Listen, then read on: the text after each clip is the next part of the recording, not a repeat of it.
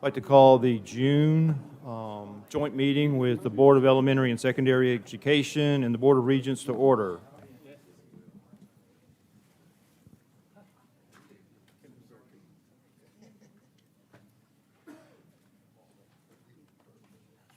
Could I get a roll call, please? Mr. Appel, present. Dr. Armstrong, present. Mr. Birkin, present. Mr. Castile, present. Ms. Champagne, Mr. Harris, excuse me, Dr. Clark, Mr. Harris, Mr. Hollis, Ms. Holloway, Ms. Mellorine, Mr. Morris. Here. We have a quorum. Great. First item, please. Board roll call from Regents. Oh, I'm sorry. Thank you. Regent Aubrey, Present. Regent Cordell, Regent Creed, Regent David. Here. Regent Finley, Regent Levy. Here. Regent May. Here. Regent Meir. Regent Orr. Regent Pryor. Here. Regent Seal, Regent Solomon. Here. Regent Sterling. Here. Regent Temple. Here. Regent Weil. Regent Williams-Brown. Here. We have a quorum. Great, thank you. So let's try that again. First item, please. Approval of the minutes from December 13th, 2023. Can I get a motion, please? Mr. Birkin, can I get a second? Dr. Clark, thank you. Is there any discussion on the minutes? Any public discussion? Hearing none. Next item, please. Consideration of update report regarding broadband development and connectivity. Motion received. Can I get a motion, please? Ms. Miller and Mr. Castile, thank you. We have some discussion. Superintendent Brumley. Yes, sir. Thank you, Mr. Morris. And first of all, Commissioner Reed and I were just discussing, it's good to see this new group together for the first time. We feel like we've made really good progress working together across BESE and Regents the last few years. And certainly the Commissioner and I enjoy our time working together to try to solve complex problems around the future of every young adult in the state of Louisiana and the Louisiana economy and workforce. And so we're thankful to be here before you today. And as you know, we have a couple of these shared meetings annually. One of the things that we have done over the last few years is provide updates through our state's broadband office. What you may not know is that when some of the first dollars relative to COVID came into the state, we found on the K-12 side that as students were oftentimes working remotely, they didn't have internet access at their home. And so working with the previous board, we made an investment of our state level LDOE, BESE dollars with COVID into upstart of a broadband office through the Commissioner of Administration. And they wisely hired Vineeth Ingar to lead that work. And he's been leading that work since that time. And Louisiana has really become a leader across the country thanks to his work around broadband and access to families and trying to push capacity into even the most rural areas in the state of Louisiana. And so Vineeth at this point will give you a brief report of where that stands now and what they're looking at as we move forward. Vineeth? Well, thank you and good morning. Thank you and good morning. Vineeth Ingar, I'm the Executive Director for the Louisiana State Office of Broadband Development and Connectivity, known as Connect LA. And for those that are new, as the State Superintendent said, our office is actually situated and located within the Division of Administration within the Commissioner's office. So I have reporting responsibility to both Commissioner Barra and Deputy Commissioner Patrick Goldsmith. But given the pervasiveness of the digital divide that exists in Louisiana, obviously this is a student body left movement in trying to solve these challenges. And so from the governor to the legislature to all of you, we've been very fortunate and grateful that we've had your help, your guidance, your coaching, your mentorship in helping us solve the digital divide. Our office is small. It is only 3 people. And so to solve a challenge that's impacting 1.2 million people, we need as much help throughout the state as possible to addressing some of these challenges. And so we are actually grateful to the Commissioner, Kim Reed, and then, of course, State Superintendent Kate Brumley for actually providing, and all of you, for providing the seed capital to get our office actually started. So in 2020, when the legislation was created to create this office, and I know, Rep. Harris, you were involved in the creation of our office, part of it was, okay, we've created an office, but how do we fund it? And so I think it was $1.5 million that was funded. It was seed capital, and when Commissioner Darn at that time said, hey, is this something you're willing to do? I said, I'm happy to do it, provide the seed capital, and then if we are adding enough value, then we'll come back for more resources. And we're fortunate and grateful to all of you for your help and support. 3 years ago when we started, there were approximately 400,000 households and small businesses in Louisiana, including a lot of community anchor institutions, which include schools, that did not have access to adequate internet. Over the last 3 years, we've knocked that problem out by 65%. And so today, there's probably 140,000 or so locations left, households, small businesses, some schools that lack access to high-speed, affordable, reliable internet. And within the last 3 years, that 65% reduction has been the result of our partnership with the private sector, who's using their own private dollars to build throughout the state, and they're doing it as aggressively as possible, but also in partnership through the administration of federal funds, the Gumbo program, which was $176 million from the American Rescue Plan, and there are funds from the Federal Communications Commission, and all of those funds are being braided, and all of those funds are effectively reaching those folks that are having internet challenges throughout the state of Louisiana. And as a full disclaimer, we have strongly partnered with fellow Board of Regent member David Aubrey and the folks at AT&T, and they're doing a fantastic job. And how we judge the job they're doing is based on how quickly they're executing the grant agreements that we have signed with all the providers that specifies the timeline it's going to take for them to build in a certain location. And AT&T is one of those companies that are far exceeding our expectations in terms of their building faster and well within the timeline that they've indicated that they would as part of the grant agreements. And so a perfect example of this partnership actually occurred in February of this year when we funded a small project of theirs in West Baton Rouge on Emily Drive. It was 31 or so households, and they fully executed. Those people are getting fiber optic speeds going to those houses. And what did AT&T do? They decided to use then their private funds to continue to build in and around the community, impacting an additional 500 homes. And so they're building in Dixie Inn and Bernice and Plaquemines Parish and all sorts of areas. And so we're proud of our partnership with AT&T, much like we are with other providers. So we still have 140 or so thousand households and small businesses in Louisiana that lack internet.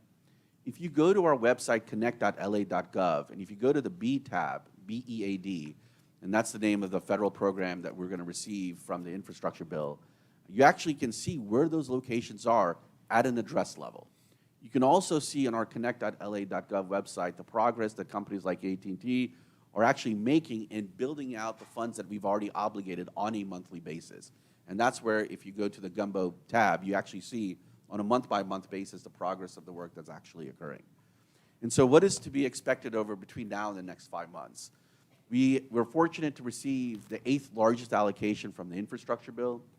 It's nearly $1.355 billion. It's the 10th largest on a per capita basis. We received more funding than states like Florida and Georgia, states that you would think historically, because of their larger populations and the larger challenges that they have, would receive more funding. And so that was not the case. In Louisiana, we received a really good allocation to address our digital divide. So we have $1.355 billion that we need to obligate by the end of this year. So we're actively on a sprint to obligate those dollars between now and the balance of the year. And then we have until December of 2028 to spend those dollars. So we have to zero out those dollars by the end of 2028.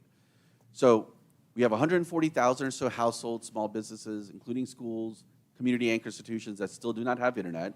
We're going to run a grant round that's going to start sometime in August. That's going to allow for these companies to look at those project areas, to look at those locations, and to effectively make a bid.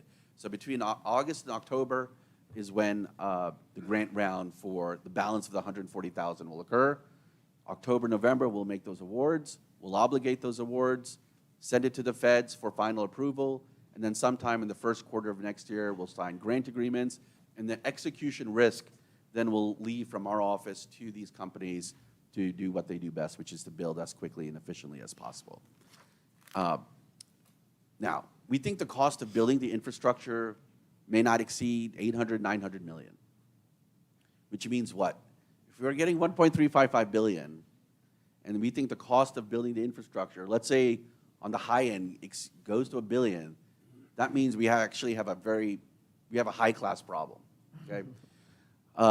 And so in HB 700, which was our broadband bill that Rep. Desatel carried, and then Senator Beth Mizell carried on the Senate side, that the governor actually signed into law yesterday at a signing ceremony, we have in there that in the event that there are excess funds, then we would create a Gumbo 3.0 program to focus on non-deployment uses of broadband dollars. And what that effectively means is, if in August, September, October, we know directionally that we will have extra dollars that we could spend on non-deployment uses, and non-deployment means no longer investing in the infrastructure but other uses, then we can use those dollars to focus on areas like workforce development. We could use those dollars to focus on digital literacy. We could use those dollars to focus on addressing some of the challenges in healthcare. We could use some of those dollars to focus on helping impact farmers with precision ag. We can use some of those dollars to address cybersecurity concerns, which are going to recur in large numbers as we get more and more people online. We can use those dollars to address some of the grid resilience issues that we have as a state. And we could use those dollars in really creative ways that braids both broadband and the importance of broadband to solving some sort of economic development need for Louisiana. And so that's going to be the really fun exercise that we're going to have as we think through what those challenges are. And so we've had great conversations with Commissioner Reed. We've had great conversations with State Superintendent Brumley. We've had cycles of conversation with the governor about how we could potentially use some of these non-deployment dollars. He has a passion, like we all do, in addressing both the rural challenges that exist primarily and first, to address their needs in education and healthcare and agriculture and small business development, and how we could use those dollars to benefit economic development, especially with yesterday's big win in terms of reforming LED into positioning the state for success. So that's going to be the 6-month sprint. We'll do the heavy lift as an office over the next 6 months. We'll obligate those awards.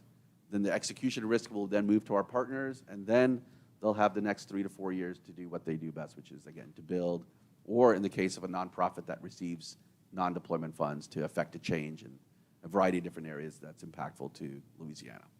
With that, happy to answer any questions. That's a lot. Thank you for that update. It's always great to hear good news, particularly conversations about excess funds for additional opportunities. So having said that, do we have any comments from the board, members or regents? Questions? Mr. Birkin? I was just going to echo what he just said. Not very often that we hear that every dollar is not spent, kind of thing. So if that much money that's you can put into a different fund, I applaud, and thank you for that. Vineeth, congratulations again. You mentioned potentially, I know there's been a lot of focus on rural. Have we done any mapping related to like public housing and our zip codes that are in distress to make sure that we're targeting where they are in the priority to get deployment? So when it comes to the access issue, which is fundamentally people not having internet, I don't really care where you live. You could live in New Orleans, you could live in Dixie Inn, you could live in Rodessa, Louisiana, you can live in Bastrop. I don't really care where you live. Okay, you can live in South Terrebonne, you can live in South Vermilion.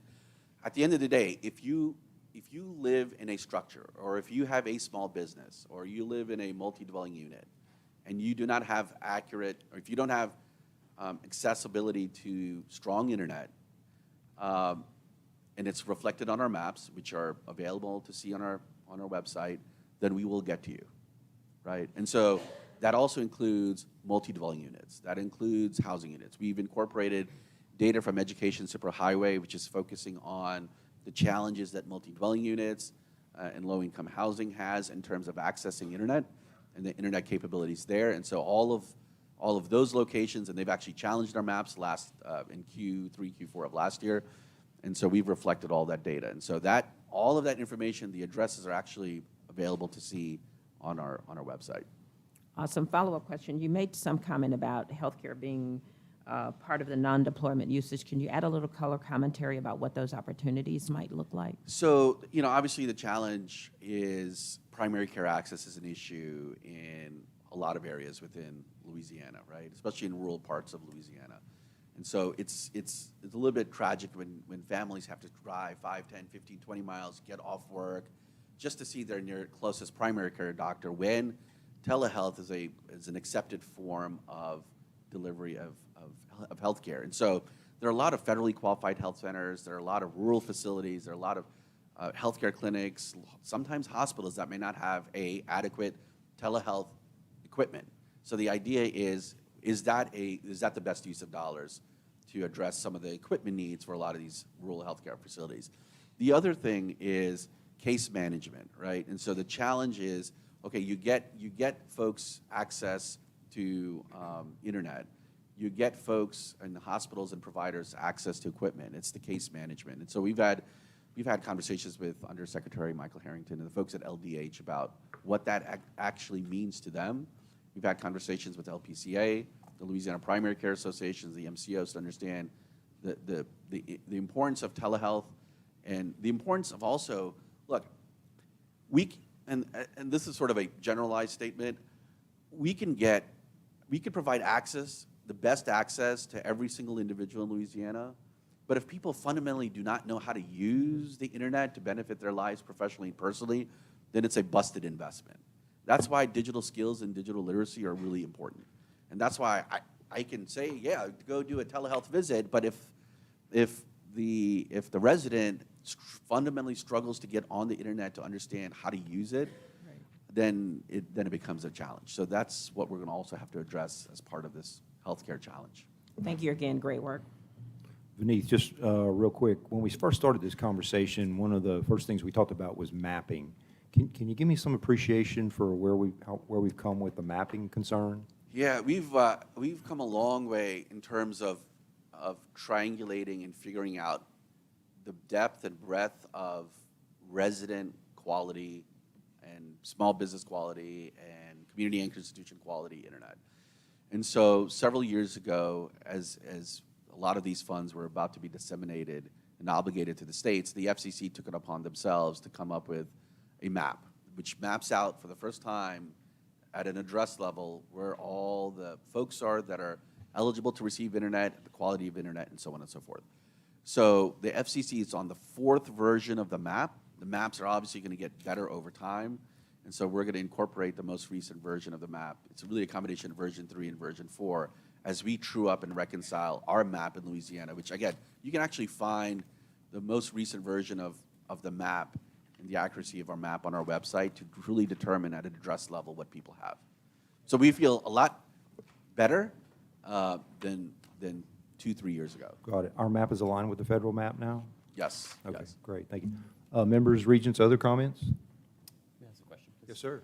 Can you talk a little bit more after, because I imagine we're using federal and state funds to deploy, and how do we ensure that there's affordability of service after deployment so that those deployments don't end up in households or in areas that can no longer access it because they don't have the ability to fund the ongoing service of it? Yeah, so it's a great question. So first is we're using federal funds, not state funds. So we're not using state general funds to fund any of the infrastructure. It's all federal funds. And so again, we're fortunate and blessed to have an outsized allocation that gives us a little bit more leverage and flexibility.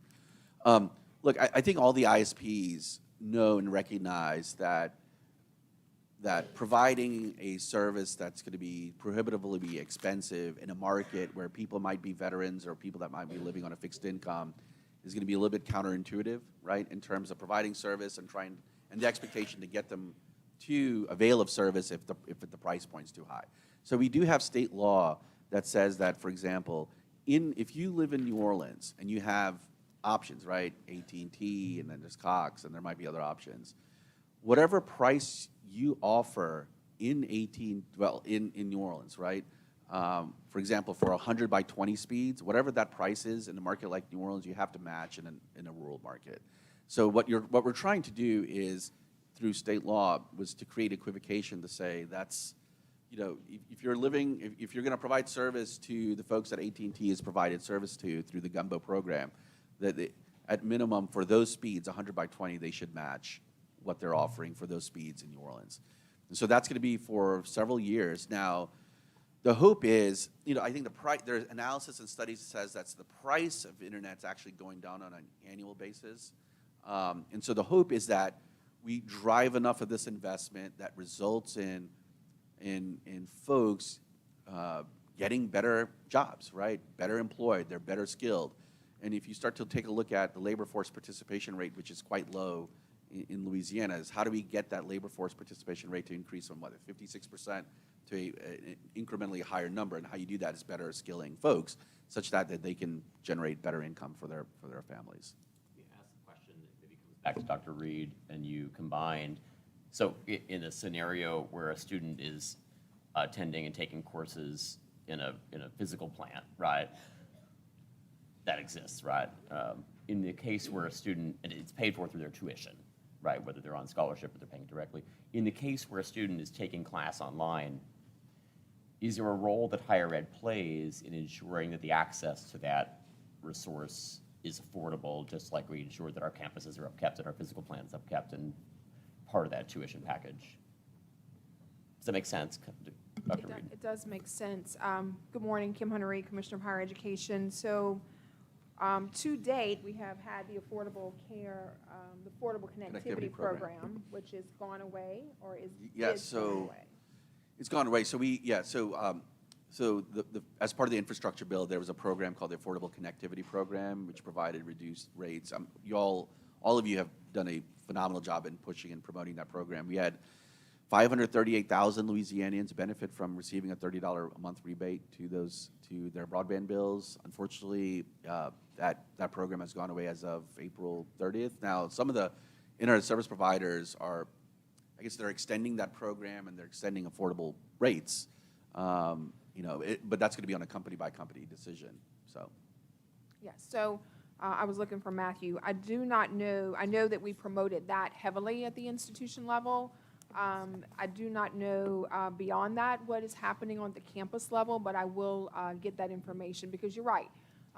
Connectivity is one piece, the affordability is one piece, and the digital literacy is another, and all three of those are critical. So if students are taking online courses, I would need to check to see how are they accessing the internet in order to do that if they're doing that remotely.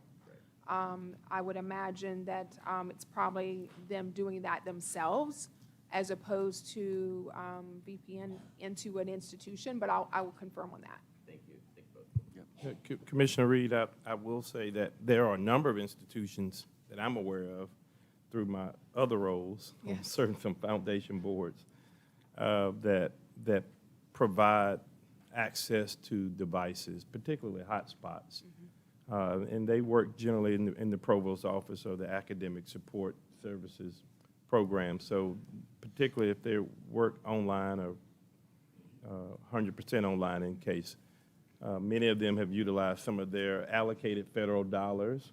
Many of the campuses got federal dollars to purchase hotspots and provide appropriate service and bandwidth so that those students could continue their learning that way. And many of them still have those programs, community college, as well as the four-year institutions. And I know that SUNO has a grant program for that, and many of the other campuses have received those programs as funded. Yeah, that would absolutely be correct. The question I think that Chair Solomon asked is an important one, which is how do you ensure scale so that everyone has access? And so we certainly did jump into programs of hotspots and laptops and headphones, all those things in the height of COVID, as all of K-12 and higher ed had to do.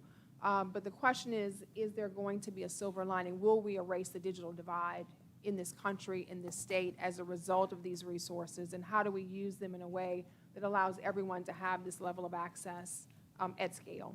And so that is the goal.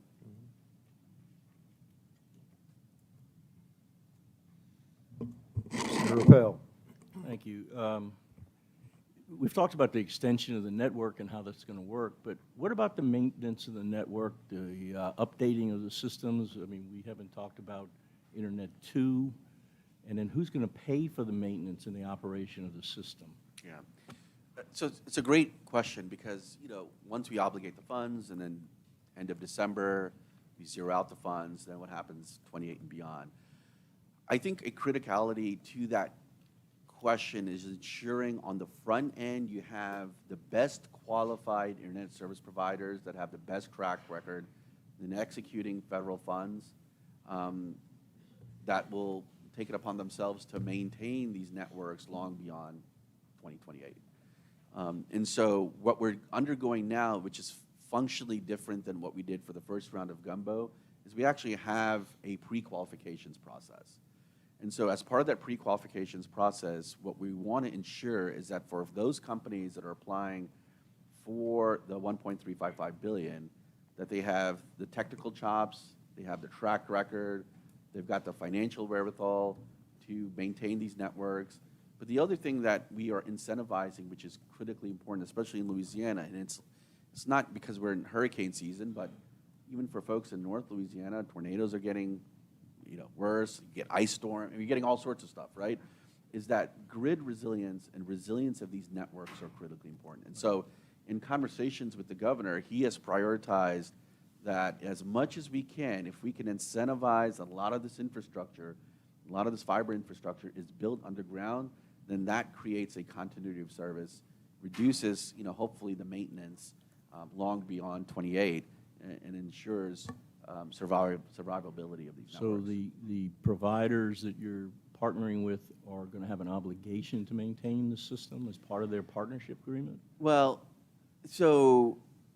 during the 5 years, right, when we're monitoring, I mean, it's for really the first 4 or 5 years until the life of the 28, right, through 28, I mean, they've got an obligation, right, to the office. It's beyond 28, once we've zeroed out the funds, when we basically have said, okay, you've now built it, you're doing it to specs, you said you're going to build 90% of your fiber plant underground, and so once we move beyond 28, then it's the responsibility of the companies to continue to maintain those networks. And that's why I think it's really important on the front end that we really filter out those companies based on a lack of a track record to ensure those companies that have a track record of maintenance and long beyond a federal program actually do what they say they're doing. Last question, and I'll stop, but wouldn't it be wise to use some of that $300 million left over to create a trust fund for maintenance and operations on into the future? If it's allowable by the feds, and that's the other thing, right? It's whatever we do. The items I highlighted around resilience and telehealth and ag and education, those are allowable uses by the feds. And within the notice of funding, they've said you could use, if in the case you have excess funds, you can use your non-deployment to affect these things. Now, at the end of the year, and right, the feds make changes, right? At the end of the year, the feds may say, you know what, not just Louisiana, but other states, there's enough of a groundswell that you can use some of these funds to help maybe you sort of target those areas where maintenance is going to be even more important, and especially in some of these rural areas. And so as a result, you can use those funds to do maintenance. But until then, we're bound by what the federal guidance tells. Mr. Chair, I just want to, before you close, just highlight and commend Beneath. Many of you may be aware, if you're not aware, that the Louisiana Office of Broadband from the NTIA is identified as a model agency, a model organization in how we are operating, how we stood up the office, how we're operating, and how we're planning to deploy those dollars. They were the first to get their plan approved, fully approved for the $1.3 billion. And many of the states are in the early stages of even putting together their plans. Not even half of the states around the country are even anywhere near where Louisiana is. And that's a testament to their hard work and their concerted effort to make sure that Louisiana gets it done. And I will tell you, all the providers really appreciate that level of effort and transparency. And I just wanted to know that just to keep up the good work. Thank you, Dave. Appreciate it. Other comments? Mr. Iyengar, we appreciate your leadership. Thank you, sir. Appreciate it. Thank you. I don't have any public comment on this item. If there's no exception, we'll move to next item, please.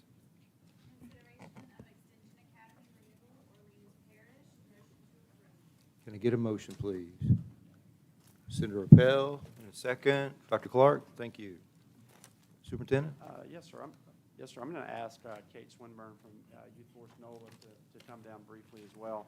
So this is something, it's a good initiative that we share, and it looks at oftentimes overage students, and it tries to help to get them the support and that they need in order to be successful moving forward in their life and their careers, et cetera. And we funded this program, or we approved funding for this program 3 years ago, and it's just a matter of they are up today again for renewal. And so Kate can tell you just briefly about the program and some of the impacts of the program. Good morning, members. Good morning, Regents. Good to see you again to the members. I spoke yesterday about accountability. Today I'm excited to be here about our Extension Academy renewal for Orleans. For the Regents, just quickly, Youth Force NOLA serves as the career-connected learning intermediary for New Orleans. This means we sit at the intersection of schools and business and training organizations in service of our young people, learning about high-wage career pathways and developing the skills and connections to go after those pathways. Statewide, we also work with partners on data systems, policy, and narratives so that our young people get more access to career preparation. Yesterday, the BESE adopted a policy and accountability system that awards points to schools for accelerating college and career readiness so that students leave high school prepared for what comes next. The system was in part informed by data shared by the Louisiana Department of Education that Louisiana has the 4th highest rate of young people between the ages of 16 and 24 who are disconnected from school and work at 16% compared to 11% across the country.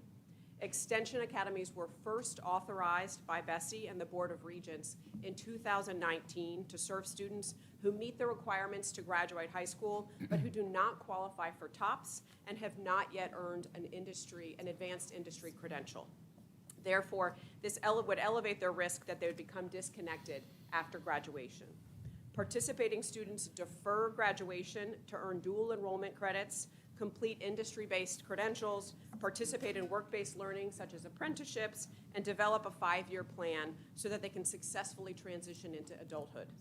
As indicated in the materials before you, the New Orleans Extension Academy program, which is a collaboration between NOLA Public Schools, Collegiate Academies, New Orleans Career Center, and Youth Force NOLA, has established a robust model that is supported by partnerships with 6 higher education institutions, 7 economic development and training programs, 25 employers, and 10 funders. More than 150 students from 28 schools have completed the program since it was initially authorized in 2019. We appreciate your consideration of the continued authorization of the program. We invite each and every one of you, both BESE and Regents, to come visit the program this fall, and we welcome any questions that you have. Thank you, Ms. Swinburne. Always a pleasure to have you visit us at BESE. Members, any comments, questions? Ms. Swinburne? Dr. Clark? Yes, I did visit Extension Academy last school year, and I was very impressed. These students are students who would otherwise probably be dropouts, not going to class or school, but I was impressed to see the rigor of the program with the students. One young lady was finishing her associates, now she's finishing her bachelor's. I did ask the students, like, why are you coming back? Why are you here? And they just said sometimes in life you don't do it the first and second time, but we do have an Extension Academy that helps us. So I'm extremely excited about the program. I also have students who attend the program, so thank you for helping the children in the city. Thank you. Other comments? All right. Superintendent, Commissioner, any comments? On this particular item, we need a motion to approve. Okay, can I get a motion? Members? We already have the motion to approve, Okay. Okay, all right, we have public comment. Ms. Swinburne, did you have any additional comment? I have a comment card from you. Okay, good. All right, we've also got, ask you to come down, Carlin Jacobs. Is Carlin here? There we go. Carlin waves. All right, I've got Philip Rollins, I think it is. Is that right, Philip? Good, he waves as well, and I've got Stacy Martin. Stacy waves as well. Ms. Kate, excellent presentation. All right, so we've got public comment behind us, no additional member comment. We've got a motion on the floor. Is there any opposition to the motion? Hearing none, motion passes. Thank you. Next item, please.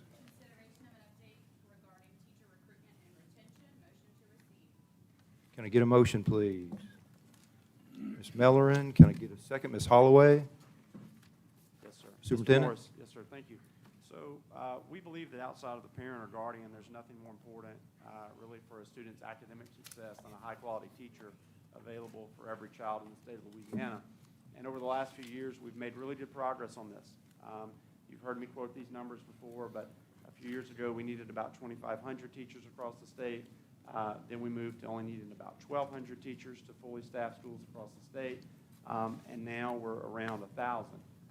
And so that doesn't happen by accident. There have been a lot of efforts by a lot of different groups, both of these boards in front of me today, obviously, the legislature, school systems taking additional efforts. But we're making good progress. But we have to continue to look at ways to both remove barriers, preventing high-quality people from entering the teaching profession, but also we have to look at efforts to retain the highest quality staff that exists in schools. And so while we've made progress, we know that we still have work to do.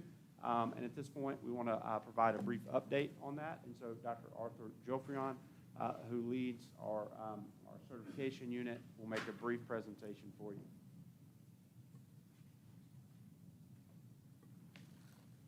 Good morning, members of BESE and Regents. My name is Arthur Joffrion, Deputy Assistant Superintendent, Educator, Talent, and Workforce Development in the Office of Teaching and Learning.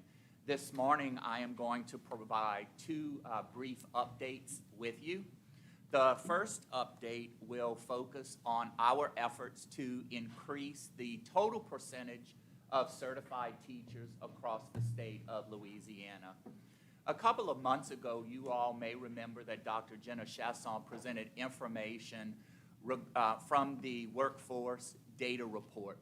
In the report, she indicated that we had 18% of our teacher population certified. However, those individuals were teaching outside of the field that they were certified in. So in an effort to assist these individuals with actually obtaining the necessary certification to teach in their field, we have allocated a set of dollars.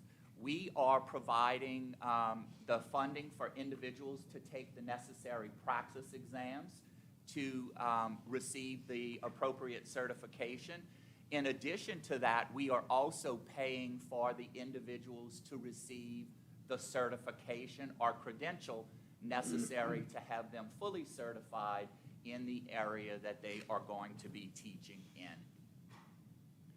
We, as of this week, have actually had 75 educators from across the state reach out to us and have been approved, and 106 of those individuals have received the necessary vouchers to actually take the praxis exam to move towards certification.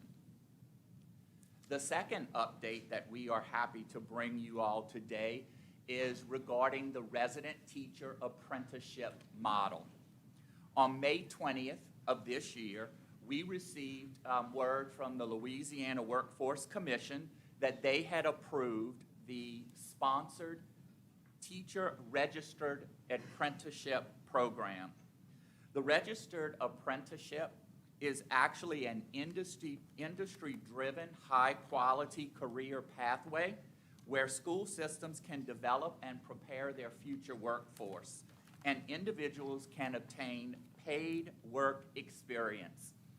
In essence, individuals who enter their resident year would be hired on as a paraprofessional in said school system. The individuals would receive all benefits as well as paraprofessional pay. At the conclusion of the resident year, those individuals would then move into serving as the teacher of record or a full-time teacher. I am happy to welcome Dr. Paula Calderon, the Dean of the College of Education at Southeastern Louisiana University, who along with Tangipahoa Parish are our first registered apprenticeship program. Dr. Calderon.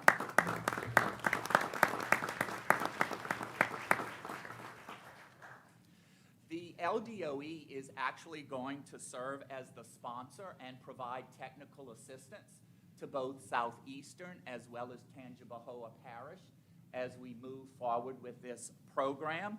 And we will also work with other school systems as well as universities to replicate this model and to provide the same thing for year-long residents across the state of Louisiana. That concludes the presentation and the updates. Dr. Joffrion, I would like to recognize Ms. Ashley Ellis in the audience today, a former member of BESE, who also works a great deal in this space up in Northeast Louisiana.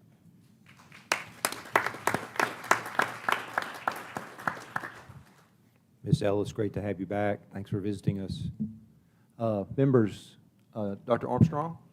So for the out-of-field praxis support for certified teachers, can they be teaching in any school system, public and non-public? We are currently offering that to public school as well as charter school teachers, not private. Not private. Other questions, comments? All right, hearing none. Thank you, Dr. Joffrion. Thank you. All right, Dr. Brumley, are we closed on that one? Yes, sir. Great.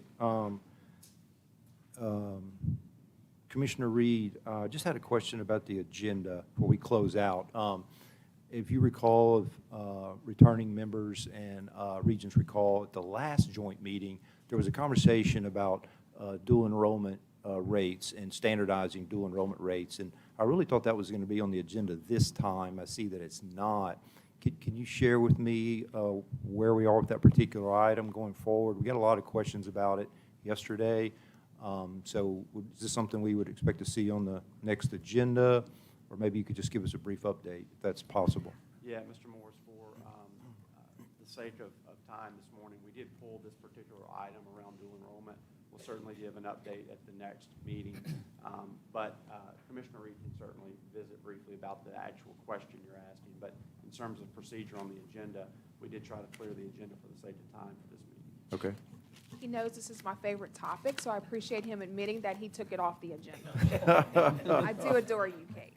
But thank you so much for that. You know, we have already over 30,000 students in public college, attending public colleges and universities as high school students, and we are huge proponents of more students beginning college and high school. We won't have as many students needing extension academies, et cetera, if we can capture them and make sure they're college and career ready in high school. To your specific question, we have been working diligently on trying to ensure that we have a path so that every student has access to at least 2 courses of dual enrollment at no cost to the students or family.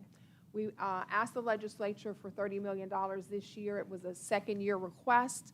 We were not successful in those dollars, and we had 2 parts to that request. We have been working, we have a statewide dual enrollment task force that has been working diligently with Cade's team and others, and trying to make sure we have good policy alignment, but also fiscal policy alignment. And one of the issues that we are working on is trying to make sure we have uniform pricing, and we are continuing to move that conversation forward with the colleges and universities. As you all know who are engaged in this directly, it sort of fits and starts in dual enrollment across our state. Some students and families pay no expense, some pay books only, some pay tuition and books, and so we're trying to have equity of opportunity across the state, and that means we need to have a funding structure and a financing model that meets the moment to make sure that in a state that has this much poverty but this much opportunity, that the ability to pay is not keeping students from participating. So it is still ever on the agenda for us to move the work forward. We continue to do an annual dual enrollment report, so for those of you who are new to BESE, you'll be getting that information as well. But thank you for asking that, Mr. Chairman. Very important work that we have to do collectively as we think about making sure that everyone has a path to prosperity in our state. And so we're continuing that effort. Thank you so much for that. President Morris, can I make a comment? Yes, sir. President Morris, glad you asked the question, and I want to, Dr. Reed knows exactly where I'm going to go with this. We've been talking as well about how to explore making not only the pricing more standardized, but also the access and the administrative function that currently exists between a college or university and a variety of charter or other schools, right? And we've heard anecdotes, right, where many colleges and universities are negotiating or setting up agreements with all the same schools on the K-12 side, on the secondary side. So can you just comment a little bit, Dr. Reed, about what we've been kind of saying we're going to explore? We haven't gotten far down the path, but I wanted to flag it for our colleagues at BESE that the funding is one part, right? But then how we make it easily accessible and the transaction that has to happen, make it more accessible. Sure. So what we envision is a process where there is more standardization. Right now, if a high school has a great relationship with a community college or a four-year institution, it may be seamless. They may be providing the kind of MOU that provides a great pricing model, a great transportation model, maybe some online service. And so we were in conversation to see if we could have a standard MOU so that we don't have multiple, different kinds of MOUs happening, and then smaller schools saying, well, we would participate, but we don't have a person who can negotiate pricing with 5 colleges across the state. We have a student who needs physics, we have a student who's interested in advanced math, fill in the blank, and so how do we ensure that the bureaucracy is such that it is not a barrier to participation for schools regardless of the size of the school? And so those are the kinds of conversations we're trying to have to try to advance this work, understand what are the barriers potentially and how to move those out of the way. Thanks, Dr. Reed. Sure. Thank you, Commissioner. Next item, please. Thank you. We're adjourned.